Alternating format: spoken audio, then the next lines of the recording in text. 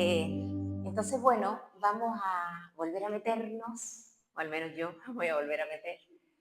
Primero que todo, agradeciendo este espacio, esta mañana que podemos hacer retiro. No sé qué sacrificios o esfuerzos haya hecho cada una, pero es un regalo. Verlo como un regalo, el poder dedicar este par de horas a dialogar con Dios, de lo que Él me quiera decir, de lo que yo traiga en el corazón, de lo que sea. Es una forma súper necesaria e importante de cultivar nuestra vida interior, tener momentos de oración, de diálogo, con una persona que amo y que sabe y que me ama profundamente más que todas las personas de este mundo. Aunque yo crea que nadie más me ama, pero nosotros las personas nos amamos con un amor humano y Él nos ama a lo Dios, a lo divino. Eh, San Agustín, quiero recordar esta idea que me ayuda mucho. San Agustín dice que la vida es un camino y un peregrinar hacia la ciudad de Dios, hacia la patria eterna.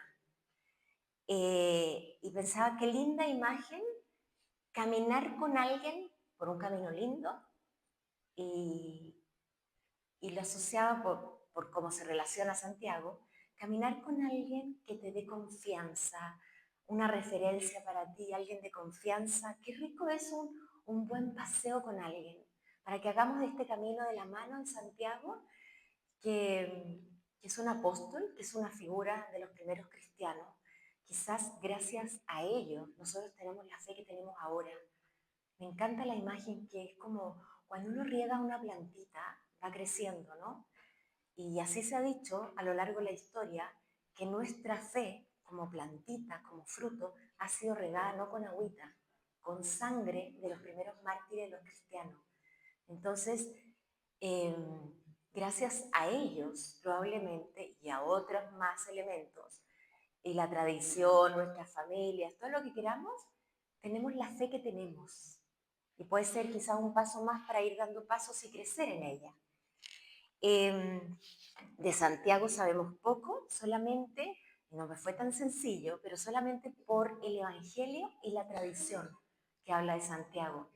Incluso busqué, no, porque el Papa va a hablar de esto el 25, el 26, ¿no? Pero ni siquiera, que habla también Papa León. Entonces, es como una vida sencilla, por un lado, pero por otro lado, imagínense que hay muchos textos que no lograron entrar en la Sagrada Escritura, que se llaman deuterocanónicos, de todo, y al menos en Santiago tenemos una carta. O sea, muy sencillo y todo, pero logró entrar en la Sagrada Escritura. Entonces, su aprendizaje, sus lecciones, su vida, nos quedan de testimonio, nos quedan de ejemplo para que lo sigamos. Entonces, vamos a contemplar este retiro principalmente es contemplar a Dios, pero este ha sido una persona que ha estado muy cerca de él y que ahora está a su lado. Entonces, es como doble ejemplo. De Santiago sabemos que se le decía, se llamaba Santiago el Mayor, fue uno de los 12 apóstoles, y figura central en la tradición cristiana. Nació en Bethsaida, Galilea. Conocemos de su familia que es hijo del Zebedeo. Él y su hermano Juan, evangelista. O sea, los dos hermanos, podríamos decir, con una mentalidad muy humana y muy actual, quedaron bien posicionados, los dos hermanos, hijos del Zebedeo. Profesión antes de conocer a Jesús, pescador. Era un pescador. Apodado por Jesús, hijo del trueno, por su carácter apasionado. Y luego vemos su hermanito, San Juan, que entró muy joven a seguir a Cristo, a seguir a Jesús, eh, el hijo del trueno, pero fue el que puso la cabeza en el pecho del Señor. A Juan lo vemos, el único, al final en la crucifixión. Entonces, bueno, ¿qué más sabemos de Santiago?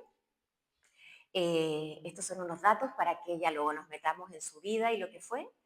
Fue uno de los apóstoles más cercanos a Jesús, testigo en momentos clave. Él estuvo en la transfiguración y también estuvo en la oración en Getsemaní, en la agonía. además de todo lo que vivieron, pero momentos importantes de la vida de Cristo. Después de la muerte y resurrección de Jesús, se dedicó a predicar el Evangelio. Según la tradición española, viajó a España para evangelizar, aunque no hay pruebas históricas concluyentes de este viaje. De hecho, me informé bastante bien porque dije, en una de esas me está escuchando el padre Leopoldo y capaz que venga hasta interrumpirme al retiro si digo que la tradición dice que no es verdad. Pero me cercioré. Hay una consagrada española y le pregunté, me dijo, así es, la tradición dice, no hay ninguna evidencia, pero la tradición dice. Entonces, piensen ustedes que la mayoría de las cosas que nosotros vivimos actualmente por fe es por tradición. Entonces, bueno, la fe, el Espíritu Santo ha permitido que creamos eso, ¿por qué no? Fue martirizado, decapitado en Jerusalén alrededor del año 42 después de Cristo. Es decir, 9 años después de que Cristo se nos fue. O sea, y en 9 años hizo lo que hizo, lo que sabemos, y fue martirizado por orden de Herodes Agripa, el único apóstol cuyo martirio se menciona en los Hechos de los Apóstoles. Hay una leyenda también medieval, que es parte de la tradición, que dice que su cuerpo fue trasladado. O sea, una cosa es que él viajó a hacer sus viajes apostólicos a España y otra es que fue trasladado milagrosamente a Galicia, donde actualmente se dice que está su cuerpo enterrado. Su tumba se convirtió en uno de los principales destinos de peregrinación cristiana, el actual Camino Santiago. Y por último, también cultura importante, nuestra ciudad se llama Santiago por él, es nuestro patrono, porque fue Pedro de Valdivia quien la nombró así, Santiago del Nuevo Extremo, porque Santiago era patrono de España y era muy venerado por los conquistadores, y en ese entonces era protector de los soldados cristianos, y estuvo presente en la expansión del cristianismo en América. Entonces, Pedro Valdivia, obviamente por inspiración del Espíritu Santo, le puso este nombre, y del Nuevo Extremo, porque hacía referencia a la nueva ciudad que para los europeos, imagínense Santiago, quedaba pero en el otro extremo del mundo, ¿no? Entonces, bueno, pequeños datos para que también le encontremos humanamente un sentido que sea importante y rico también conocer más a fondo. Y bueno, datos varios, humanos, y ya para entrar un poquito en nuestro retiro, les voy a contar un poco cómo va a estar el esquema del retiro.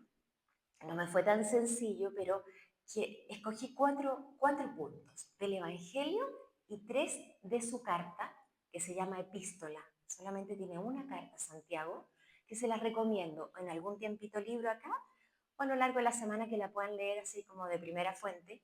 Y con estas 4 ideas, al terminar una idea, como tenemos un espacio de café, de conversar y todo, para que no se nos vaya lo que uno va escuchando, al final de cada punto voy a dejar unos momentos de reflexión personal, como quien dice, para que nos entre. No sé si les pase a ustedes, pero hay muchas que me han contado, a mí me pasa también, que uno va a charlas, escucha la homilía y uno sale de misa y el otro día le pregunté a mis compañeras, ¿les gustó la homilía del padre? Que no me acuerdo ni de qué habló, consagradas y mucho más jóvenes que yo.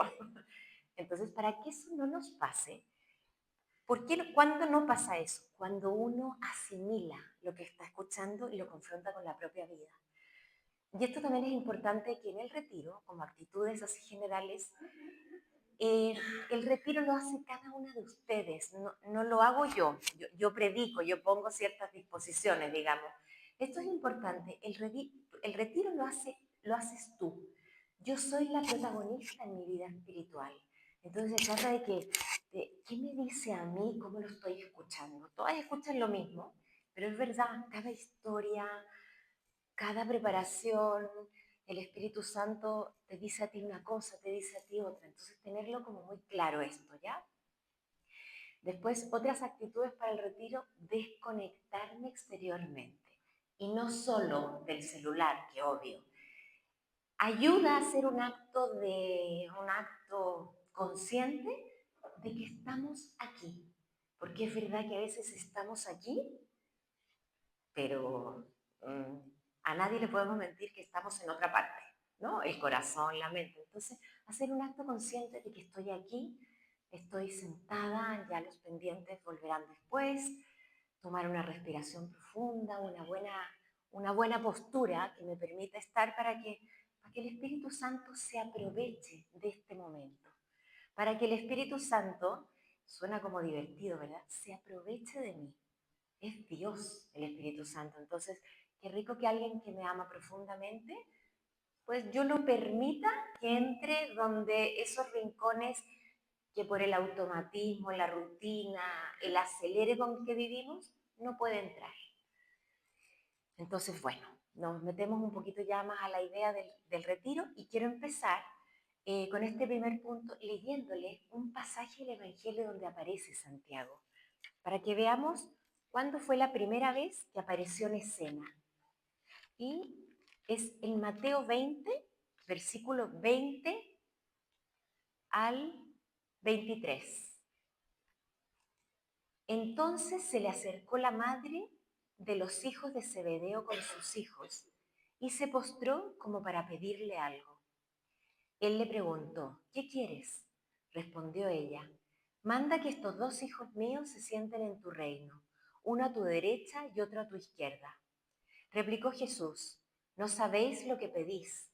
¿Podéis beber la copa que yo voy a beber? Respondieron, sí, podemos. Entonces les dijo, desde luego que beberéis mi copa, pero eso de sentarse a mi derecha o a mi izquierda no está en mis manos concederlo. Será para quienes mi Padre lo tenga dispuesto. Al oír esto, los otros 10 se indignaron con los dos hermanos. Mas Jesús los llamó y dijo, ¿sabéis que los jefes de las naciones las dominan como señores absolutos y los grandes las oprimen con su poder? No ha de ser así entre vosotros, pues el que quiera llegar a ser grande entre vosotros, que sea vuestro servidor, y el que quiera ser el primero entre vosotros, que sea vuestro esclavo. De la misma manera que el Hijo del Hombre, que no ha venido a ser servido, sino a servir y a dar su vida como rescate por muchos.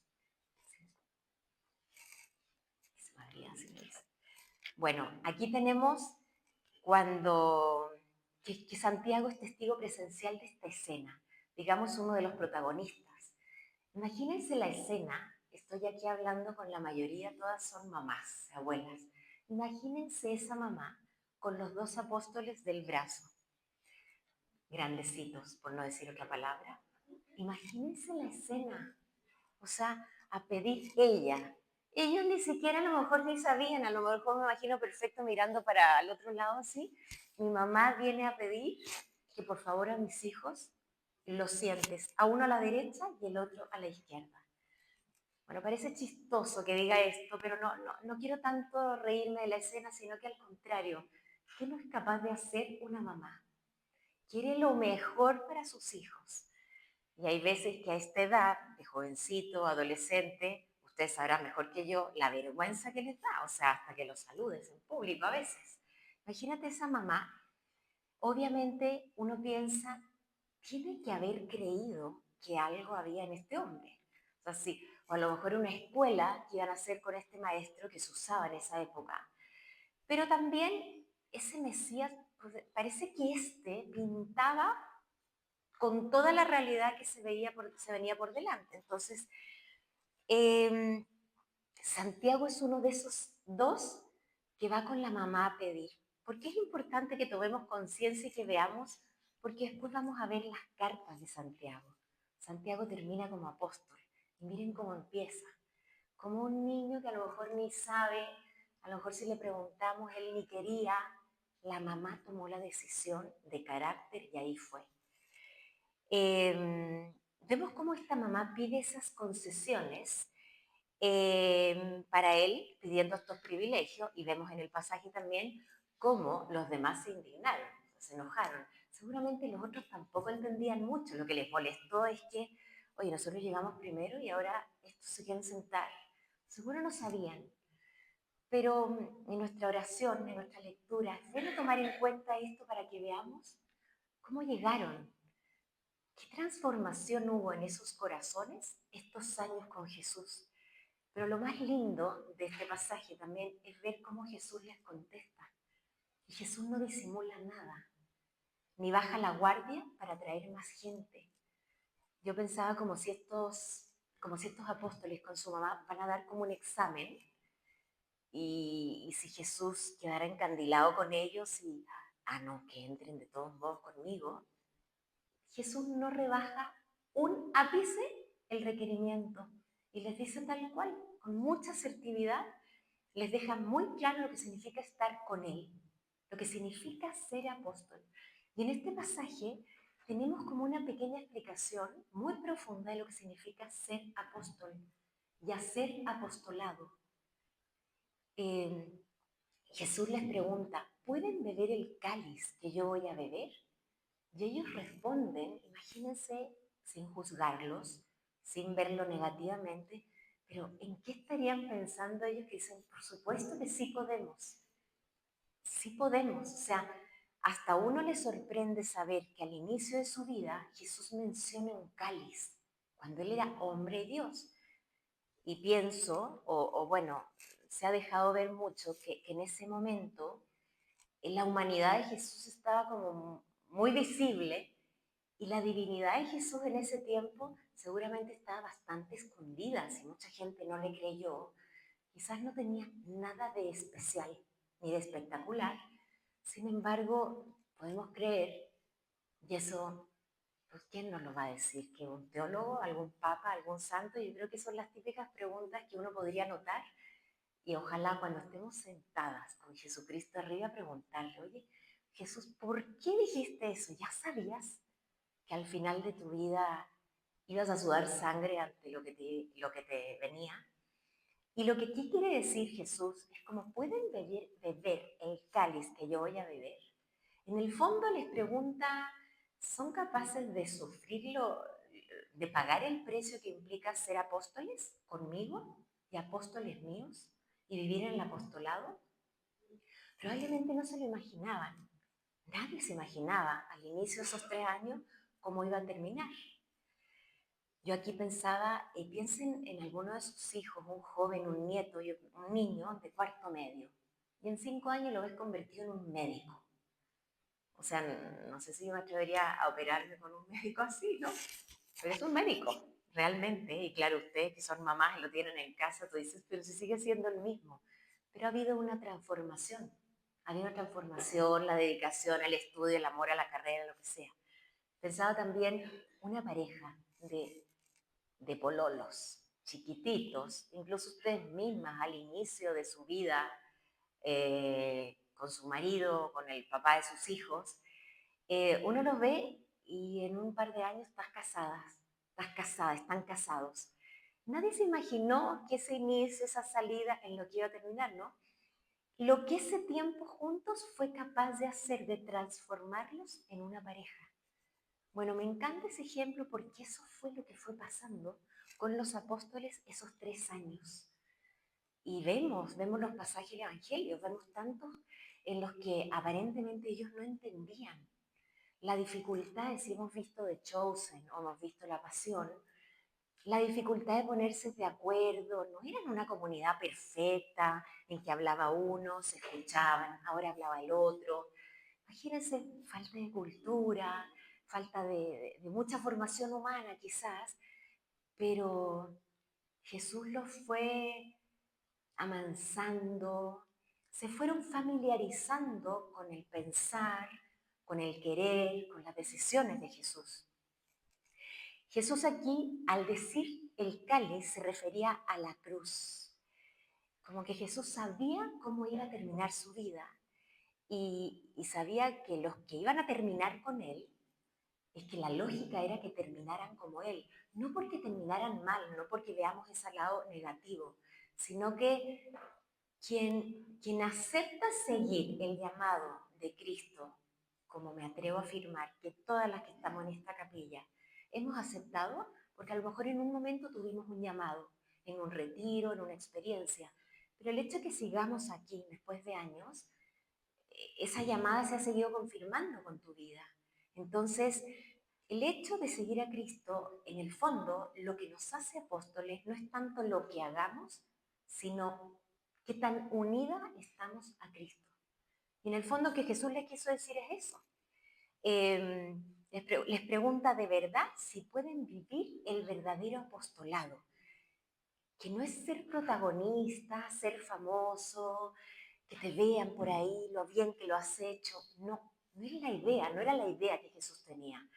El ser apóstol es vivir como Él, es participar de la vida de Él. El verdadero apostolado, como dice también el pasaje que leímos, es, es vivir el servicio. En realidad, también creo que nosotros tenemos este llamado en el Reino Christi, además de ser cristianas bautizadas, por opción, estamos en el Reino Christi, un movimiento que parte de su carisma, su metodología apostólica, o sea, es el apostolado. Realmente hay muchas cosas que en nuestra vida el apostolado de alguna forma mata lo otro. No anula para nada otras cosas, porque somos evangelizadores y contemplativos, pero el apostolado en nuestra vida es muy importante. Pero en este pasaje podemos ver lo que hay en la raíz del apostolado, que es el servicio. No es el protagonismo, no es ese liderazgo que me hace llevarme los honores, no, es el servicio. Él vino para servir y dar su vida como rescate por muchos. De hecho, dice, el que quiera ser el primero entre ustedes, que sea su servidor. Y esto lo hemos visto en los apóstoles, en los mártires, en innumerables cristianos que han ido como viviendo esta palabra de Dios. Y es verdad que estos últimos días hemos tenido hace poco la fiesta de San Pedro y San Pablo, Santo Tomás, todos han terminado mártires, al menos la misa ha sido celebrada por Casulla Roja del Padre, ¿no? Entonces ellos han vivido, ha sido como semilla, ellos han sido semilla para la fe que actualmente en este siglo tenemos, además de otros elementos, de otras ayudas. Si uno ve entre los apóstoles y nosotros, quizás podemos tener la tentación de ver qué vidas ejemplares, o sea, como no me pude conseguir aquí una imagen, alguien creo que va a traer, pero bueno, tenemos a Cristo, que fue el modelo de Santiago, pero tenemos aquí modelos y ejemplos que realmente uno dice, entre ellos y yo hay un abismo. O sea, porque yo misma les estoy hablando a ustedes, yo cuando preparaba esto, quizás ustedes ahora que van como en su interior escarbando, uno dice, bueno, es que Santiago, o sea, San Pedro y San Pablo. Y es verdad, uno lo puede decir honestamente, entre ellos y yo, es que no se compara. Pero realmente aquí lo que tenemos que ver y pedirle a Dios en nuestra oración es, nosotros vemos el martirio, vemos las grandezas humanas o las miserias humanas, pero lo que hay que pedirle a Dios en la oración es ver o que me haga comprender un poquito ese amor tan grande que estos hombres llegaron a albergar en su corazón, que los llevó al martirio, a la entrega, a las persecuciones, porque no fueron actos aislados. O sea, si uno ve la vida de los mártires, incluso psicológicamente se ha llegado a decir que tienen un desfase, que tienen una desconexión, porque hay una alegría, como que están mirando ya lo que hay en la otra vida, que los lleva a eso. Y uno en la vida también ha tenido esas experiencias que de repente eres capaz de poner prioridades y dices, bueno, ante esto soy capaz de renunciar a eso. Pero claro, en el caso de un martirio, en esas persecuciones de ese entonces, es que es una fuerza que solamente viene de lo alto para que uno pueda hacer eso. Entonces uno tiende a pensar que hay una gran diferencia. Vivieron al lado de Jesús, actualmente los conocemos como unos santos, pero impresionantes. Y yo pensaba, no hay nada más que abrir la Biblia y encontrarnos con las miserias de estos hombres. Hay temores, hay engaños. Entre los 12 hay una traición, la mentira de Pedro. Ninguno de ellos era una lumbrera, o a lo mejor era, pero seguramente por el estrato social en el que vivía, no se habían dedicado a estudiar la palabra, ni la Sagrada Escritura, ni andaban con los fariseos ahí, que había gente culta, estudiada, y no eran lumbreras, no eran grandes teólogos. Y hemos visto cómo han terminado, no porque nos fijemos en el feo final de su vida, sino que cómo terminaron dando la vida por Cristo, dando la vida por Cristo. Entonces, les recordaba yo hace poco estos santos que hemos celebrado en la liturgia, eh, que son un ejemplo para nosotros, que son un modelo. Y justamente esto que vamos a tener un ratito después de oración, pedirle a Jesús, y no se trata aquí de mirarme con dolor y decir yo no puedo, sino que se trata como de pedir, Señor, ¿qué había en esos corazones? Porque piensen que nosotros tenemos el bautismo, estamos aquí con un corazón abierto, tenemos en la medida de lo posible la cercanía con los sacramentos, estamos en igualdad de condiciones. Es verdad que se ha dicho que en esa época, bueno, cuando recién Jesús estaba con ellos y se fue, la gracia y el Espíritu Santo estaba con toda la fuerza. Pero si uno piensa en los tiempos que estamos viviendo ahora, las dificultades también nos invitan a pensar en que Dios también tiene todas sus fuerzas y el Espíritu Santo está con todo para que nosotros. Lo que pasa, probablemente la diferencia es que probablemente ahí había más corazones encendidos por el amor de Dios. Y ahora me toca a mí encender mi corazón. Estos días también hemos leído en la liturgia, no sé si se acuerdan, creo que Pedro era uno que estaba encarcelado y de repente, claro, porque para nosotros ese texto está en la Sagrada Escritura, sería casi como herejía no creerlo, ¿verdad? Estaba preso y vino un ángel, le sacó las cadenas y lo sacó de la cárcel. O sea, en ese tiempo, o alguien se infele eso y uno es capaz de preguntarse, o sea, ¿qué se fumó ese hombre? ¿O qué se fumaron los que estaban en la cárcel afuera cuidando para creer eso? Pero la fe nos dice que eso pasó. De hecho, después de todas estas persecuciones, amenazas, los sacerdotes les dicen, ¿no les habíamos mandado expresamente que no enseñen a ese hombre ni en ese nombre? Y ellos, serenos, tranquilos, con una libertad de espíritu profunda, dicen, hay que obedecer a Dios antes que a los hombres. Con la persecución ahí, con muchos de sus compañeros ya muertos o presos, o dejando de hablar por temor y escondidos. Yo me pregunto esta mañana en oración también junto con ustedes, ¿qué había en esos corazones? ¿Qué había? Que el Señor no nos regale la gracia. Él no las quiere regalar. Pero, Señor, que yo me abra a esa gracia. ¿Qué alegría profunda había en ellos para permitir tantas renuncias? Para permitir tantos dolores en esta vida. Pero es que veían tan claro que la otra vida ya estaba acá y también otra forma, que la otra vida no solamente la vamos a vivir cuando estemos muertos. Hay una especie de comienzo de la otra vida que podemos vivir en Dios desde esta vida. Ellos tienen claro que Jesucristo es el Señor, que ha muerto y ha resucitado por cada uno de ellos y que les ha entregado el don del Espíritu.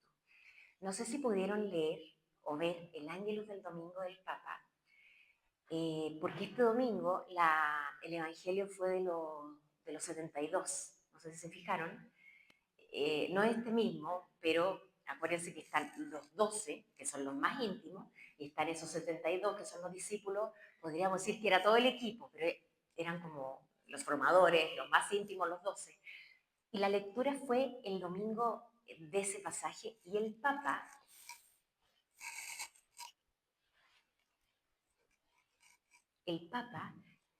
dijo algo en el Ángelus que me pareció súper acertado para esto que yo ya había preparado. Después se los recomiendo que la lean. Decía, eh, por otra parte, son pocos los obreros que van a trabajar al campo sembrado por el Señor. Hay algo grande que el Señor quiere hacer en nuestra vida y en la historia de la humanidad, pero son pocos los que se dan cuenta, los que se detienen para acoger el don, los que lo anuncian y lo llevan a los demás. Queridos hermanos y hermanas, la Iglesia y el mundo no necesitan personas que cumplen con sus deberes religiosos, mostrando su fe como una etiqueta exterior. Necesitan en cambio obreros deseosos de trabajar en el campo de la misión, discípulos enamorados que den testimonio del reino de Dios donde quiera que se encuentren. Me encantó esto porque lo que estaba preparando quería transmitir era eso. Esto es un don que Dios nos da y con el don viene el regalo. Claro, ¿qué hay que hacer ante un don? ¿Acogerlo o estar indiferente o rechazarlo? Es un don que Dios nos da. Imagínense el año 2025, que el Papa nos hable de esto. De alguna forma también nos hace ver que la palabra de la Sagrada Escritura es palabra viva. Y para este mundo, no para ese que era tan difícil. Ahora está igual de difícil este mundo, tenemos más conocimiento, tenemos más recursos, más herramientas. Quizás el mal lo tenemos más encaminado de alguna forma, más presente. Se trata de vivir con sentido la misión y saberme enviada, que aprendamos de Santiago también, que nos dé esta lección.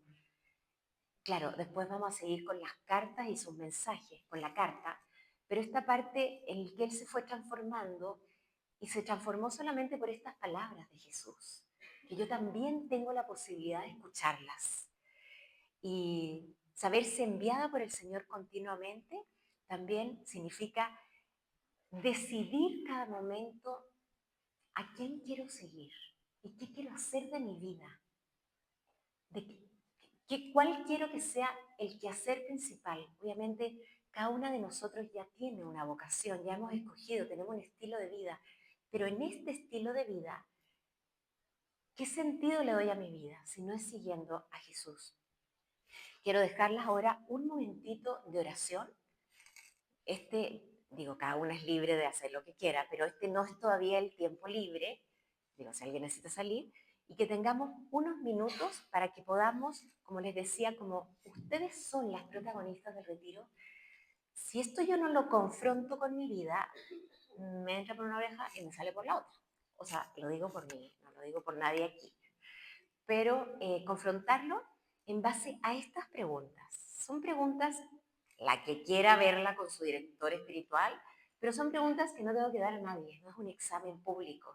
Justamente es que a veces no nos atrevemos o una misma tiene mecanismos de defensa y no voy a fondo. Y cuando uno va a fondo, cuando uno descubre su herida, su fallo, es que uno puede crecer, la puede sanar. Entonces, con respecto a este punto del apostolado, les voy a dejar unos momentitos con estas preguntas.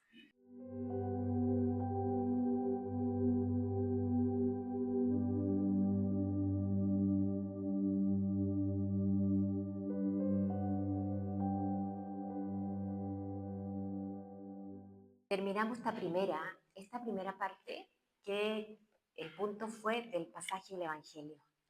Y ahora, estos 3 puntos que siguen, como para ver un poco, para que contemplemos la transformación que hubo en Santiago desde el inicio y lo que fue pasando en torno a él. Y entonces ahora tomé de la carta que se llama epístola, la epístola de Santiago, como les dije, se las recomiendo que la puedan leer en algún momento. Es una carta como muy característica porque tiene temas como muy profundos para nuestra vida cristiana. Santiago le habló a los judíos creyentes dispersos fuera de Palestina. San Pablo fue a muchas comunidades. San Pablo fue a los gentiles, podríamos decir paganos, no con la connotación pagana que decimos ahora, que rechazan a Dios de alguna forma, gente que no eran de muchos credos, ni siquiera judíos, griegos.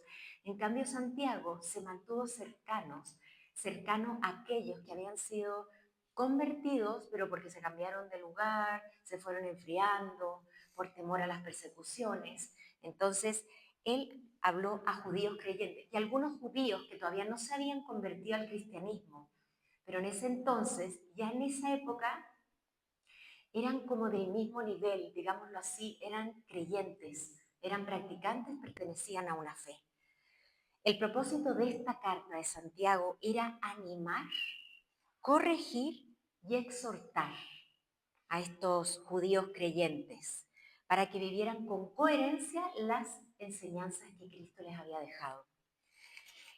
Entonces escogí tres puntos que son muy característicos y el primero de ellos, que sería nuestro segundo punto, es la perseverancia en medio de las pruebas. Brevemente les voy a leer acá lo que dice Santiago. Hermanos míos, sentíos realmente dichosos cuando os veáis rodeados por toda clase de pruebas, pues sabéis que la calidad probada de vuestra fe produce paciencia, pero la paciencia ha de culminar en una obra perfecta para que seáis perfectos e íntegros sin que dejéis nada que desear.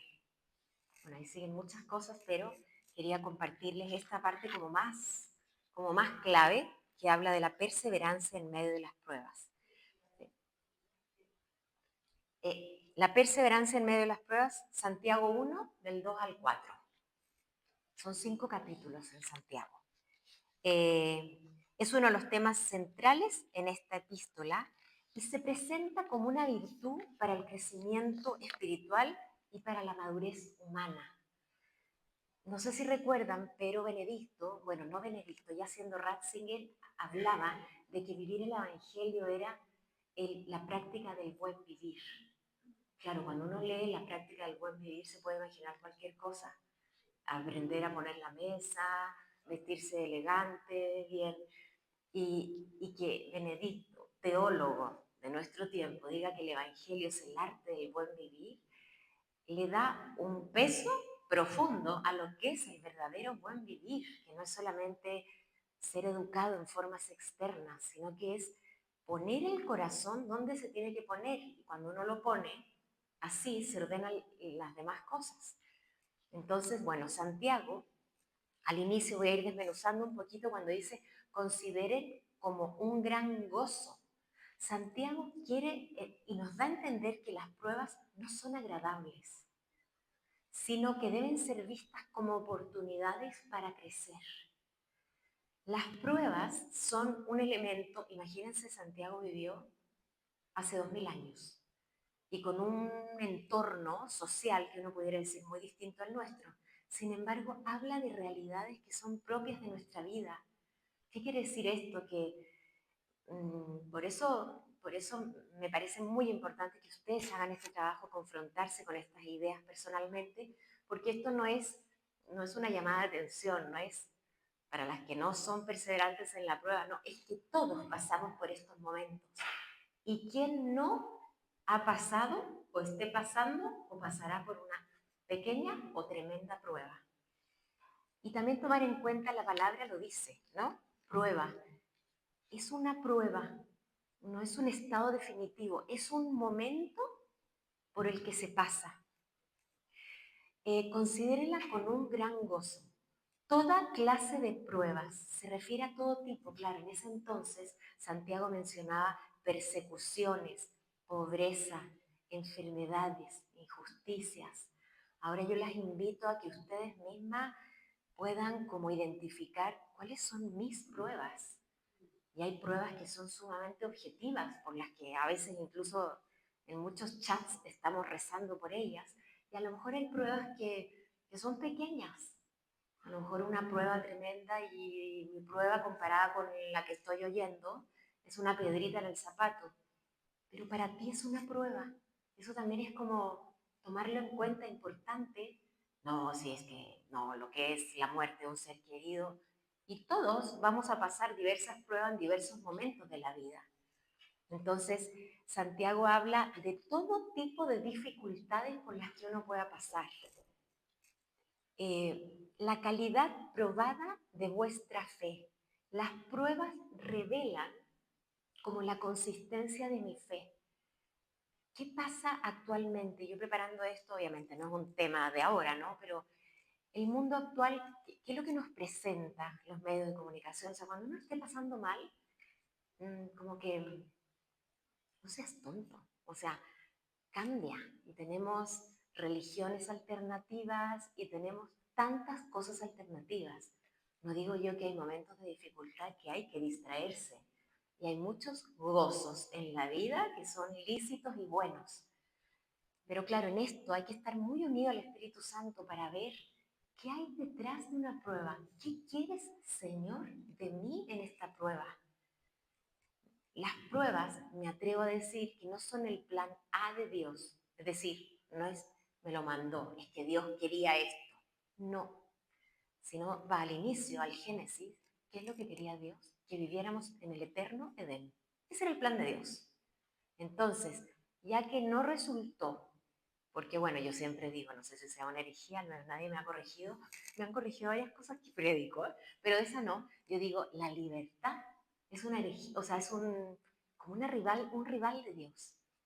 Pero claro, la libertad nos muestra el verdadero amor. No tenía que hacerlo, no tenía que quedar bien con nadie. El amor verdadero no requiere paga. Entonces, eh, las pruebas revelan la autenticidad de la fe. O sea, y lo que les decía antes, cuando yo tengo un problema, ¿qué es lo primero que hago? ¿A dónde me escapo?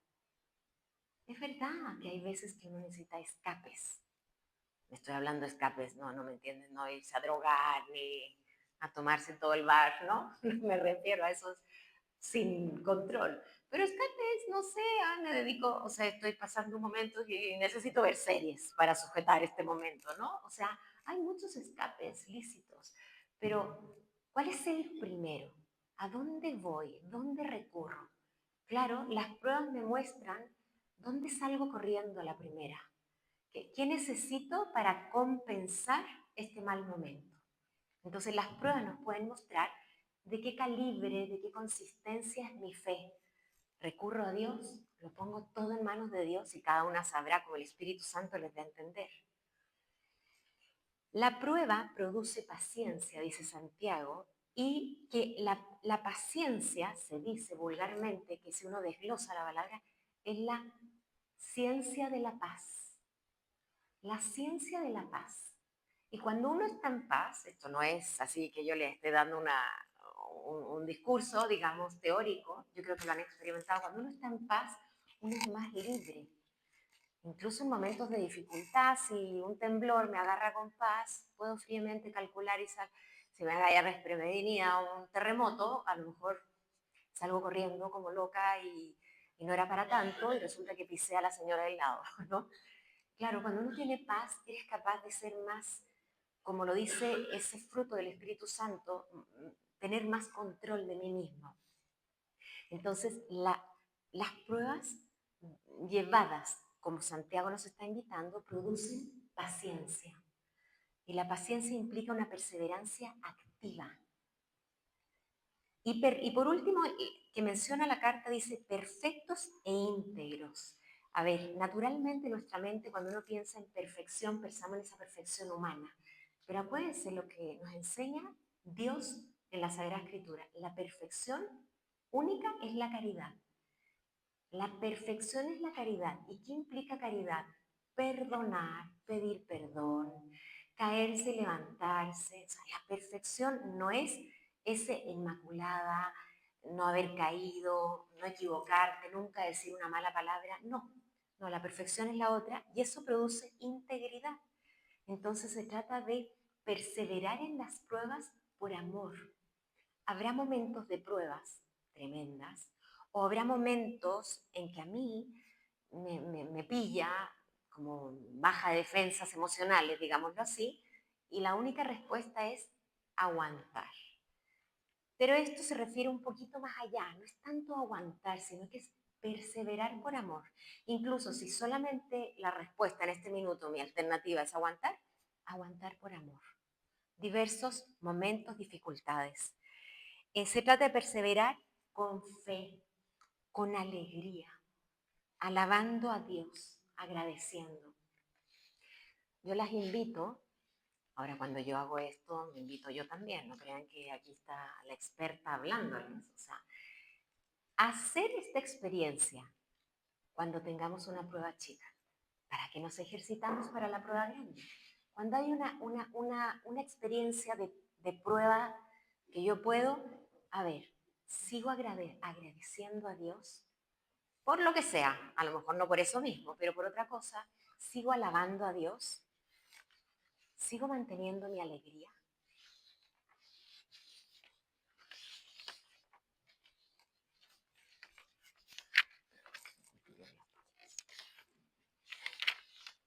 Perseverar es permanecer con paz, alabando a Dios, sabiendo que Él quiere lo mejor para mí. Qué linda oportunidad poder meditar esto en un momento antes de que llegue la prueba, en un momento en el que pueda, para que bien meditado, esa resonancia interior que hay en mí, pues salga a la luz, salga, porque cuando uno está pasando malos momentos uno actúa como automático, actúa impulsivamente, pero si ya lo he meditado, lo he conversado, he ido a esos recursos que a lo mejor tú no crees que tienes, pero tienes, a lo mejor la prueba va a ser diferente. Pero perseverar es saber que Él quiere lo mejor para mí. Perseverar en la prueba es no culpar a nadie. Es verdad que hay muchas pruebas, muchos dolores que son objetivamente hablando culpa de otra persona o de otra circunstancia o de otro grupo o lo que sea. Pero ya que yo estoy en mi propia prueba, yo me responsabilizo de este momento que estoy y lo puedo redimir y puedo darle gloria a Dios y puedo dejar que este momento de prueba sea una tierra súper fecunda para frutos, quizás no para mí, pero para mi familia, para los seres queridos, para las almas de mi apostolado. Perseverar es no justificarme, es una aceptación profunda, no del dolor y no de la prueba en sí. No es que yo acepte aquello que me está pasando, sino que es una aceptación profunda de las consecuencias que de ese dolor puede brotar. Si estamos contemplando a este mártir, si estamos contemplando a Cristo, ¿cómo mi vida, si yo lo quiero seguir, yo quiero unirme a su grupo, digámoslo así, participar de su apostolado, puedo pensar que mi vida va a ser distinta? Es importante o valioso que podamos como darle vuelta a estas ideas en momentos de oración, cuando uno está serena, cuando el Espíritu Santo me lo hace ver así como con claridad, para que cuando venga la tormenta en mi vida, yo esté un poquito más reforzada, un poquito más clara. Perseverar en la prueba es una actitud de paz y confianza en que Dios me sostendrá. Y no solo me sostendrá, sino que me está sosteniendo.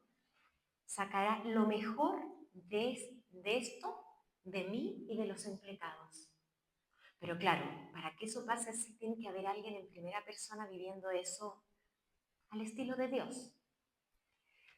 Creo que aquí viene muy a cuento una historia que todas sabemos de memoria, y desde que somos chicas nos han contado esa historia de esa persona que lo pasó muy mal en su vida y que o tuvo momentos de pasarlo muy mal y cuando se murió fue al cielo y juntos vieron la vida de esa persona con Jesús. Y cuando veían la vida o las fotos de esos malos momentos, le dice: Señor, justamente viste esos pasos que hay en la arena, siempre había dos, y en esos momentos más difíciles me dejaste sola. Y Jesús le dice: en esos momentos yo te llevaba en brazo, entonces esos son mis pasos, no los tuyos. Creo que viene muy ahora como para pensar que en esos momentos uno se nubla y no lo vive como tenemos la oportunidad de vivirlo. Bueno, las dejo otros momentos para que cada una vea cuáles son tus pruebas. Las pruebas para nosotros pueden ser enfermedades, conflictos familiares, humanos, situación económica, problemas de salud mental. A veces los problemas de salud mental pueden llegar a ser más difíciles que los de salud física. Pérdidas de todo tipo, cansancio físico y espiritual, a veces un pasado tormentoso mío o de una persona cercana que la está haciendo actuar ahora de una forma difícil. Infidelidades mías y de otros, inseguridad personal o elementos del temperamento que me hacen sufrir. Entonces, las dejo unos momentos ahora también para que confrontemos mi vida ahora con Jesús, con Él en la cruz, en el altar, en el sagrario, en base a estas preguntas.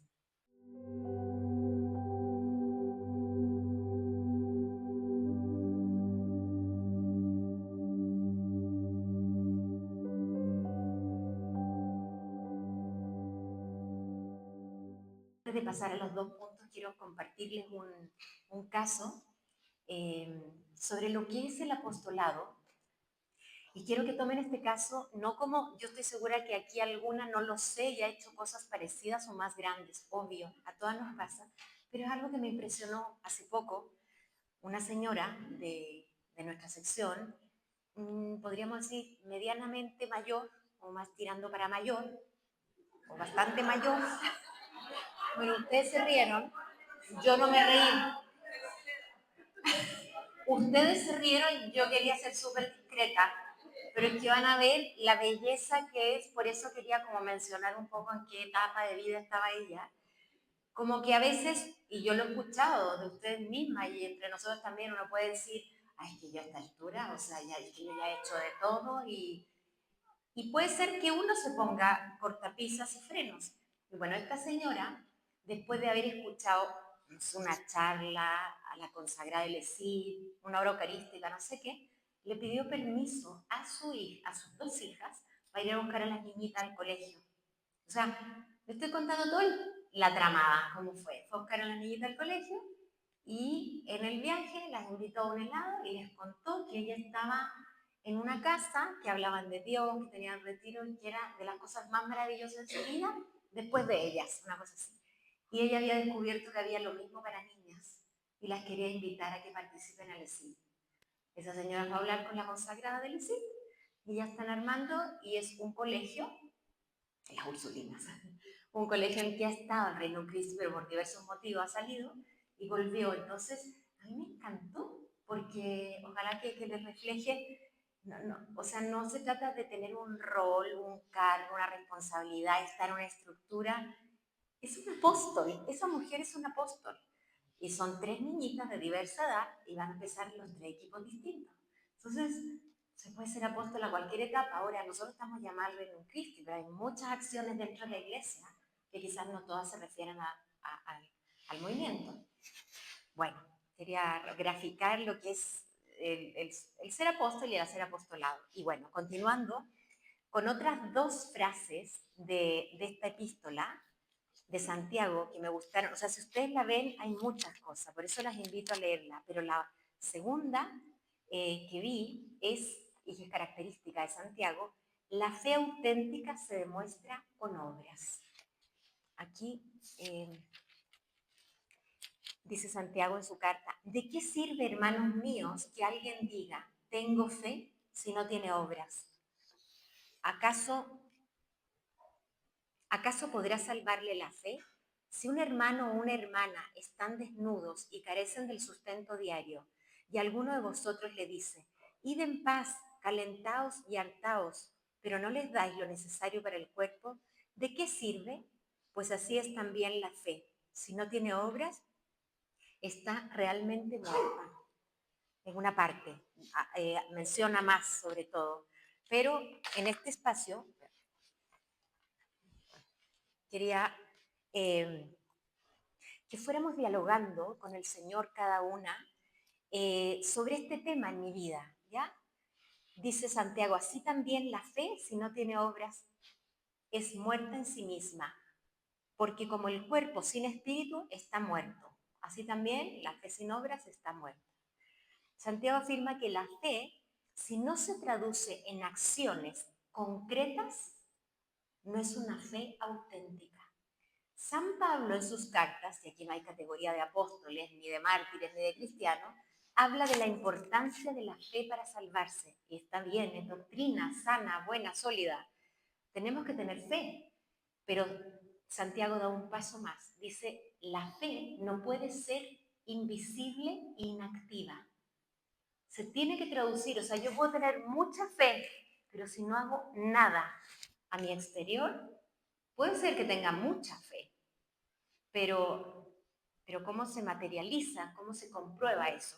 Ahora, no se refiere solamente a hacer cosas y a caer en un activismo. No, no, no. Y no es estar siempre conectada en actividades apostólicas. O sea, muchas veces la fe o las acciones pueden ser incluso en un momento callarme. En un momento mantenerme en silencio. Por eso se trata también, estas son ideas dentro de todo un contexto de una vida cristiana.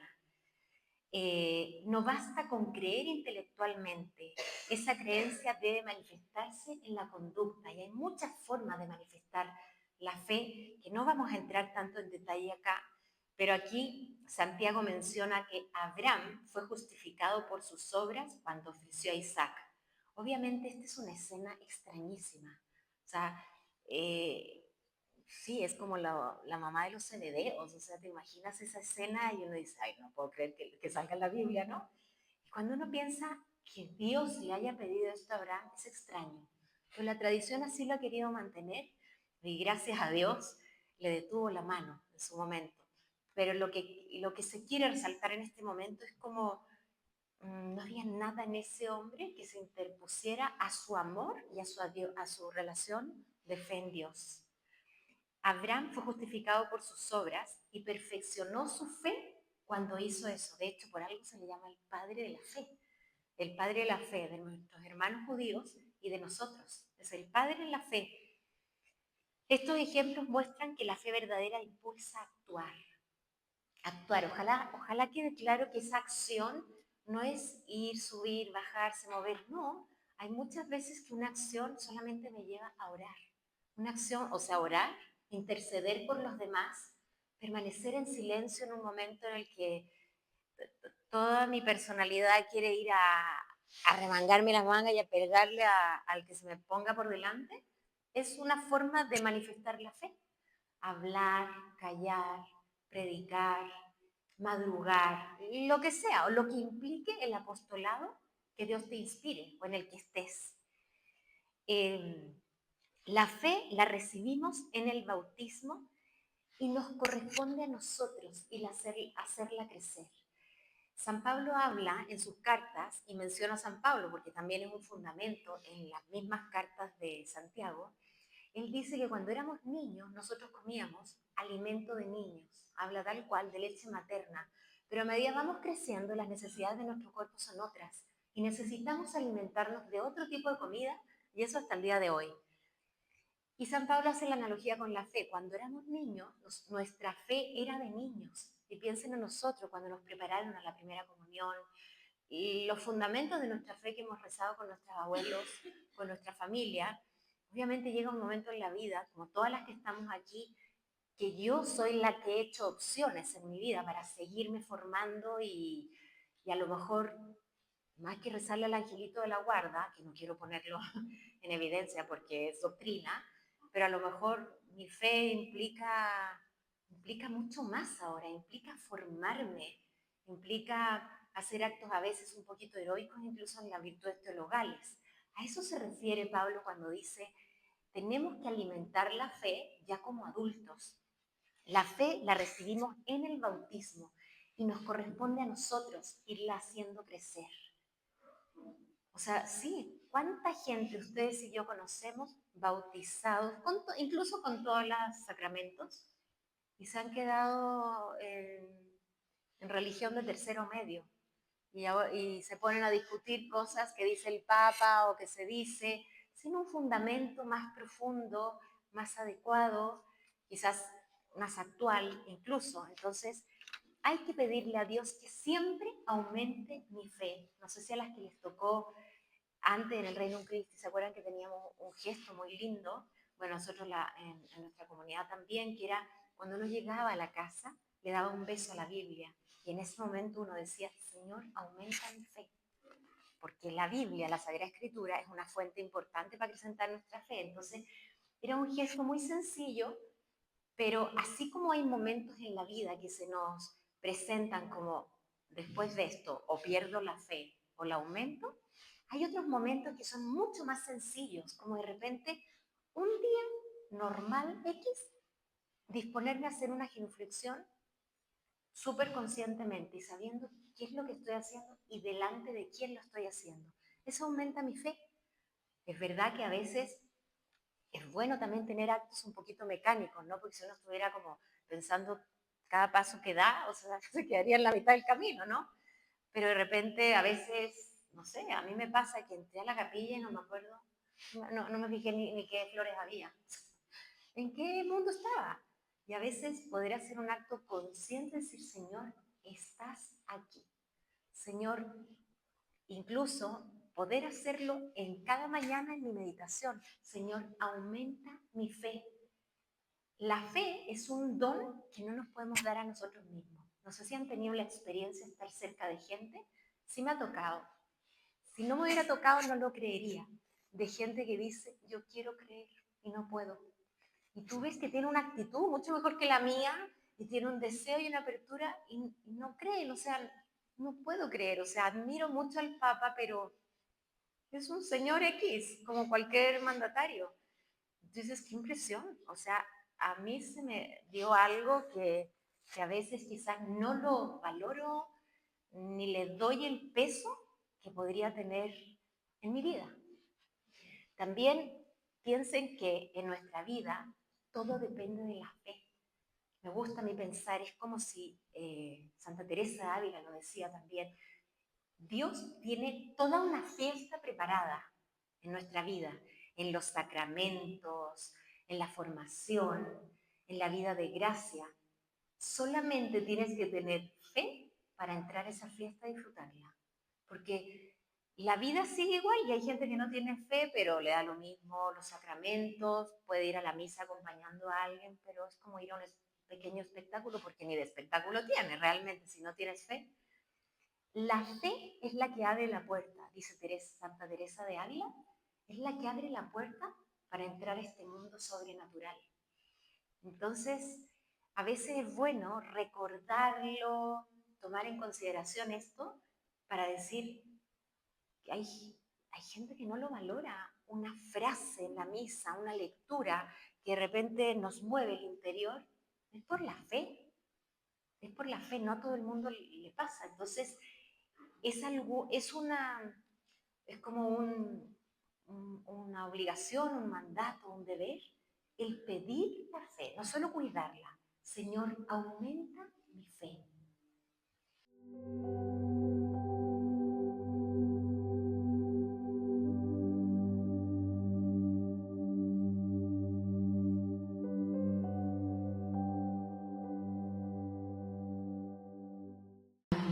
Al cuarto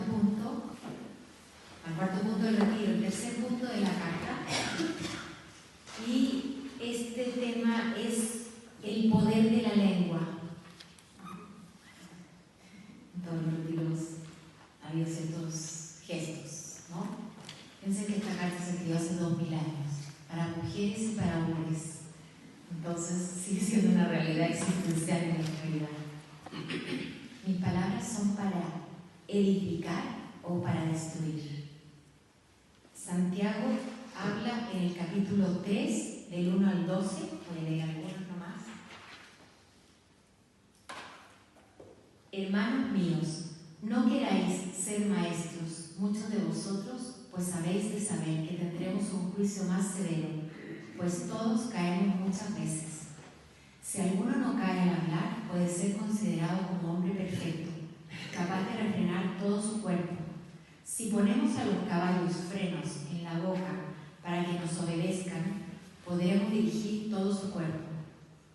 Lo mismo pasa con las naves, aunque sean grandes y las empujen vientos impetuosos, basta un pequeño timón para dirigirlas a donde quiere el piloto. Otro tanto ocurre con la lengua. Aunque es un miembro pequeño, puede alardear de grandes cosas. Pensad que un fuego insignificante puede destruir un bosque enorme. También la lengua es fuego, todo un mundo de iniquidad. Bueno, dice muchas cosas, más las invito a leer, pero esto también es un tema muy esencial en las cartas de San Pablo. Y al menos cuando yo lo preparaba, bueno, no antes, hace un tiempo que lo he pensado, quizás nosotros no estamos llamadas a un martirio cruento, que se dice, que es con sangre, con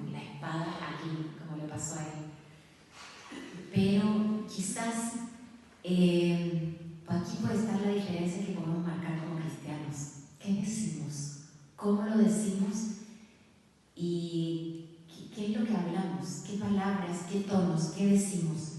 Santiago lo compara con el freno en la boca del caballo. Utiliza muchas metáforas para hacer la analogía de la lengua, de la boca. La compara con el timón de un barco, aunque el pequeño timón dirige un barco enorme. De igual manera, la lengua puede guiar el curso de nuestras acciones. La compara con una chispa que enciende un gran bosque. Así se destaca el poder destructivo de la lengua. Un mundo de maldad. Santiago dice que la lengua puede contaminar todo el cuerpo y encender el curso de la existencia, mostrando su capacidad de corromper. También menciona como es indomable y venenosa. Aunque los humanos hemos domesticado animales, a veces la lengua es difícil de controlar. Dice también que puede ser fuente de bendición y maldición. Y aquí Santiago critica la hipocresía de usar la lengua para bendecir a Dios y maldecir a otros. Vayan recordando también a ese joven que llegó al principio con su mamá y que no era letrado, no era un teólogo, pero lo que fue aprendiendo y lo que fue captando también de su misma vida. De hecho, él dice, todos nosotros caemos en eso, no es que los otros hablan mal y yo aquí soy el impecable, no. Lo bonito de estas cartas es que ellos han visto en primera persona cómo el corazón humano somos tan susceptibles, tan débil, y por eso es un misterio que Dios nos haya escogido, porque llenamos la vasija y se nos sale el agua por otro lado. Sí, a todos nos pasa. Y esa es la idea un poquito de estos momentos de silencio que tenemos al final, para que si uno no se da cuenta, a veces es difícil que uno lo vea, uno no es buen juez de sí mismo. Entonces, Espíritu Santo, ¿por dónde se me va el agua limpia a mí? O sea, ¿por dónde? La lengua revela el corazón. Aquí también vemos en Mateo 12:34 que Jesús también enseñó que de lo que está lleno el corazón habla la boca. Y esa es una realidad. En el fondo, lo central de la carta de Santiago, de este tema, es que es un llamado a la coherencia. Un llamado a la coherencia de vida. Porque la coherencia realmente es estar alineada la mente, la voluntad, las palabras, el corazón. Eso iba a pasar en el Edén antes de haber sido herido por el pecado original. O sea, lo que yo veo es lo que digo, es lo que siento. Somos una persona. Sin embargo, esta fractura nos llegó por el pecado. Entonces, yo puedo decir, no, qué lindo, estoy muy agradecida con el regalo. Y se ríen porque así somos. Y somos así, independientemente del contexto, ¿no? Y de la educación, que a lo mejor no me gustó el regalo y no se lo voy a decir a la persona y saber cómo hacerlo. Pero justamente esto es un llamado para ver cómo está mi coherencia. Está herida. Por eso necesitamos trabajarla con un poquito de voluntad y con mucha gracia de Dios. Y la lengua justamente es la que nos delata que no estamos alineados. Porque caras vemos, corazones no sabemos. Y uno ve una persona, o yo, muy fervorosa. Y luego me acabé criticando a todo el mundo. Pues ¿dónde estuvo la fervorosa, la que estaba rezando? Y obviamente eso lo digo por mí, o sea, yo he tenido esta experiencia. Y para mí hace un tiempo que ha sido como, quizás esta es la forma que yo tengo, que tenemos los cristianos, de marcar una diferencia. Obviamente con sentido común. Si tú estás en un grupo de amigas y están hablando de algo que objetivamente es algo negativo, que hay que examinar, que hay que ver, o una persona que ha hecho, a lo mejor, claro, yo no voy a decir, no, pero miren, qué lindas pestañas tiene, ¿no? A lo mejor no tiene nada bueno en ese momento. O sea, todo el mundo tenemos algo bueno, todo el mundo. Eso es un principio, o sea, por algo Dios lo tiene aquí, aunque sea el asesino más peligroso que está metido en la cárcel. Pero a lo mejor en ese momento va a ser poco coherente. Le voy a quitar seriedad al asunto si yo comento algo así. Entonces a lo mejor el Espíritu Santo me inspira a que yo en ese momento me calle, ¿no? Ya hay momentos, ya hay situaciones, ya hay personas con las que uno, la verdad, hay que hablar la verdad. Pero claro, esto se refiere a esa lengua que está desconectada de esto y que está desconectada de esto. Porque es una vivencia, imagínense si hace 2000 años. Y también muchas de nosotros cuando vemos esto, claro, como somos mujeres, al menos uno siente el complejo al tiro. O sea, esto es para mujeres y para hombres, todos somos iguales. La mujer tiende a ser más comunicativa, más sensible, más detallista en ver las cosas, entonces nos delatamos un poquito más. Realmente Santiago habla de cuidar lo que decimos, pero justamente preparando esto yo decía, ustedes sabrán que hay temperamentos, ¿no? Psicológicamente, un don, o sea, son genes, no es que uno, y ahora lo voy a trabajar, obviamente hay que trabajarlo, pero hay gente que es más primaria, ¿no? ¿Saben lo que es eso? Que es como más impulsiva, o podríamos decir chispita, o mecha corta, o lo que sea. Claro, esas personas, hay gente que les dice pensamiento hablado. Entonces, esa persona lamentablemente se delatan sola, porque a lo mejor llega y lo dice y quedó mal. Viendo este caso, y hay otras personas que son mucho más reflexivas, no lo dicen, más prudentes, pero el veneno y el prejuicio está igual. Entonces, viendo este caso, la lengua es un signo. Lo que verdaderamente hay que trabajar es lo que hay en el corazón y lo que hay en la mente, porque en el fondo la boca habla lo que hay dentro. La que es impulsiva se delató. No lo pensó en ese momento, pero sí, por ejemplo, ahí llegó la impuntual. No lo pensó en ese momento, pero esa persona ya ha pensado muchas veces, fulanito tal es súper impuntual, nomás la veo y yo ya estoy viendo impuntualidad. No veo ni cómo está peinada ni cómo está vestida. Pero en su pensar ya ha habido, y quizás una persona más reflexiva, menos impulsiva, no lo dice. Pero nosotras tuvimos en mi formación una clase de dirección espiritual, un sacerdote que decía, lo que no dices, lo que no se dice, se actúa. Es muy fuerte, lo que es verdad. O sea, si yo pienso que fulanita es impuntual y no se lo digo, y si no lo resuelvo en mi interior de perdonarla o definitivamente hacer lo correcto, que sería, ¿sabes qué? Mira, ha llegado tarde esta vez, después de todo. Bueno, esa sería otra clase, ¿verdad? Pero de asertividad lo que quieras, pero decirlo, uno se lo va a decir con gestos, con indirectas. Y en el fondo eso, caemos en esto mismo. Claro, cuando uno está molesta, a lo mejor no se los quiero decir, no se los voy a decir, pero se van a enterar.